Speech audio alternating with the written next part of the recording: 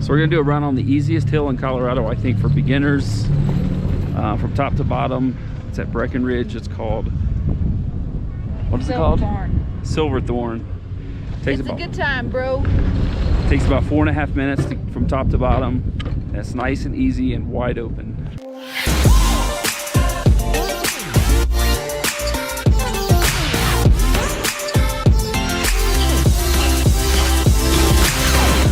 So basically, if you take Quicksilver chairlift up to the top, pretty much all these runs to the left side and right side are all green and pretty easy, wide open. All right, you ready to lift the bar? Do it.